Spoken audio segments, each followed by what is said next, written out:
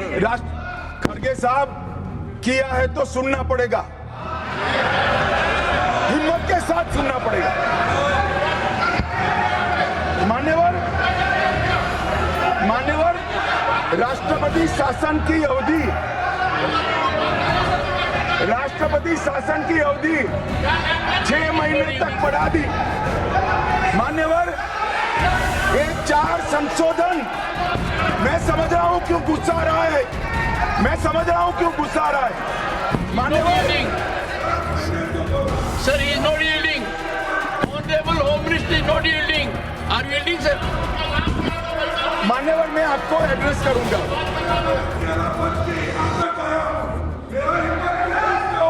तुम तो कायर हो, मान्यवर तुम लड़ाकू हो। तो वोट बैंक की राजनीति हम नहीं कर रहे हैं। वोट बैंक की राजनीति कर मुस्लिम बहनों के साथ इतने साल अन्याय करने का काम एक कांग्रेस पार्टी ने किया।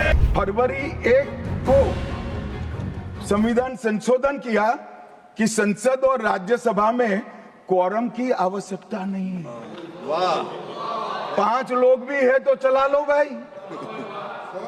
इसके बाद राष्ट्रपति शासन की अवधि, खड़गे साहब किया है तो सुनना पड़ेगा, हिम्मत के साथ सुनना पड़ेगा। मान्यवर राष्ट्रपति शासन की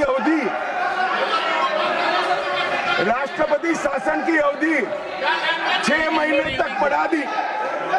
मान्यवर ये 4 संशोधन, मैं समझ रहा हूं क्यों गुस्सा आ रहा है, मान्यवर। Sir, he is not yielding. Honorable Home Minister is not yielding. Are you yielding, sir? मान्यवर मैं आपको एड्रेस करूंगा।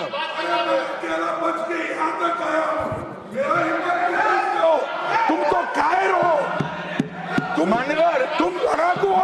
Okay. मान्यवर मैं आपको एड्रेस करूंगा। Go on record. What the Honorable Home Minister said. खड़गे जी मैं आपका बहुत सम्मान करता हूं, आपकी हाजिरी वहां दर्ज करने के लिए कृपया बैठे, मुझे बोलने दीजिए।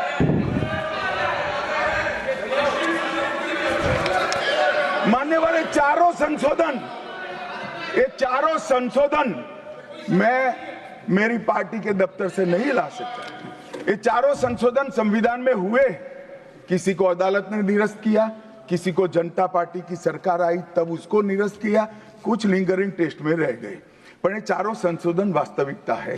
ये 4 संशोधन से कांग्रेस पार्टी की संविधान सुधार करने की मंशा क्या है? एक में हम पर केस न हो, दूसरे में हम चुनाव हारने वाले तो समय बढ़ा देना, तीसरे में मेरे पर जांच नहीं हो सकती, और चौथे में नागरिकों के संविधान प्रदत्त अधिकारों को समाप्त करें।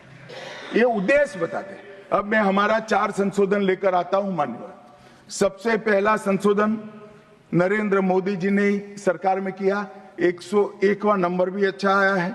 101वां संशोधन 1 जुलाई 17 को हम जीएसटी को लेकर आए मान्यवर, और इस देश के अर्थतंत्र को रिदम में लाने का, कश्मीर से कन्याकुमारी और कामाख्या से द्वारका तक विशाल फैले हुए देश को जीएसटी के तहत 100 अलग अलग बिक्री करके कानूनों को समाप्त कर लोगों की हालाकी खत्म कर एक कानून लाने का काम नरेंद्र मोदी जी ने किया, और वो लोगों की भलाई की। कल की डिबेट मैंने पढ़ी है, कोई सदस्य बोले कि नरेंद्र मोदी जी ने विरोध किया था। मैं रिकॉर्ड पर कहता हूं, हां नरेंद्र मोदी जी ने विरोध किया था। किस मुद्दे पर किया था? आप जीएसटी तो लाना चाहते थे, मगर राज्यों को कंपनसेशन की गारंटी देना नहीं चाहते थे। हम जीएसटी भी लाए और राज्य को विकास दर के हिसाब से कंपनसेशन की गारंटी भी दी। इतना ही नहीं, गारंटी का 10 साल तक पालन करने का काम भी भारतीय जनता पार्टी की नरेंद्र मोदी सरकार ने किया। हम संशोधन लाए देश के अर्थतंत्र को सुचारू बनाने के लिए। दूसरा संशोधन लाए, 102वां संशोधन, national commission of backward class को संवैधानिक दर्जा देने का काम। अब कुछ लोगों को पेट में दुख रहा है कि नरेंद्र मोदी जी ने ये क्यों किया। मैं साहब आगे बहुत सारी बातें बताऊंगा। नरेंद्र मोदी जी इसलिए कर पाए कि आपने नहीं किया था। अगर आप ये कर देते तो मोदी जी के तो भाग्य में ही नहीं आता। मगर साहब, पिछड़ी जातियों का कल्याण कभी भी कांग्रेस पार्टी का विश्वास नहीं रहा, मान्यता नहीं रही, नीति भी नहीं रही। भारतीय जनता पार्टी ने संविधान संशोधन पिछड़ी जातियों के कल्याण के लिए तीसरा संशोधन क्या लाए? 130वां संशोधन 12 जनवरी 19। किसी भी जिनको आरक्षण का फायदा नहीं मिलता है ऐसी जाति के गरीब से गरीब बच्चों को 10% आरक्षण देने का फैसला। गरीब कल्याण और गरीब हटाओ की बातों, गरीबी हटाओ की बातों सालों तक करी, सूद नहीं मिली, समय नहीं मिला, विचार नहीं आया। ये विचार नरेंद्र मोदी जी को आया और गरीबों को, बच्चों को 10% आरक्षण पूरे देश भर में मिला। मान्यवर 105वां संशोधन, ओबीसी की पहचान करने के लिए केंद्र के पास अधिकार थे। अब मैं बताना चाहता हूं, इतने बड़े विशाल देश में 140 करोड़ की जनसंख्या में पिछड़ी जातियों का पिछड़ापना क्या कोई एक केंद्र सरकार कर सकती है? फेडरल स्ट्रक्चर की बात करते हैं, मगर अब तक केंद्र सरकार के पास ही रहा था। नरेंद्र मोदी जी ने कहा इसके कारण पिछड़ा समाज को अन्याय होता है। आगे से ये संविधान संशोधन करने के बाद 10 अगस्त 2021 के बाद पिछड़ापन का निर्णय करने का अधिकार राज्य की सरकारों को देने का काम नरेंद्र मोदी। और मान्यवर, सबसे अंतिम संशोधन में पांचवा कहना चाहता हूं, 106वां संशोधन, और मैं तो क्रम में बोला हूं, एक भी काटा नहीं। 101, 102, 103, 104, 105, 106 सभी के सभी जन कल्याण के लिए।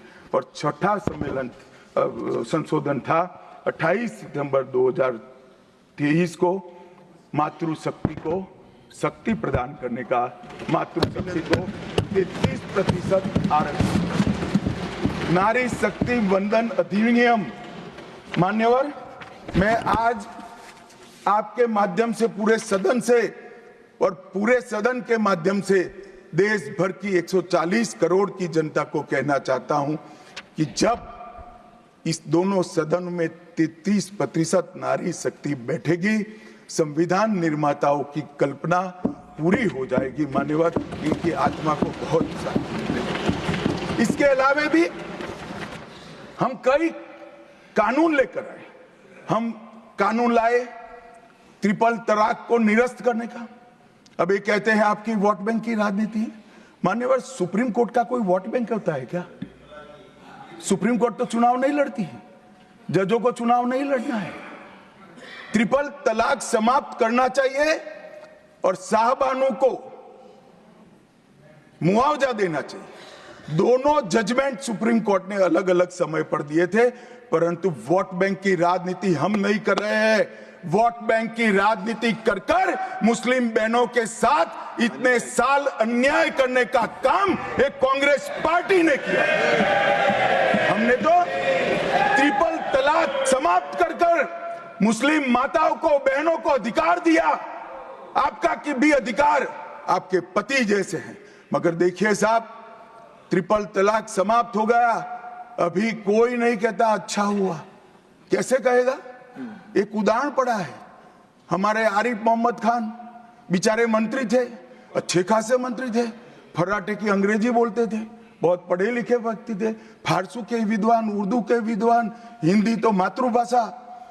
अब उन्होंने कहा कि साहबानों को मुआवजा देना चाहिए। मंत्री पद भी गया, सांसद पद भी गया और बेचारे कई सालों तक संघर्ष करते। कौन बोलेगा?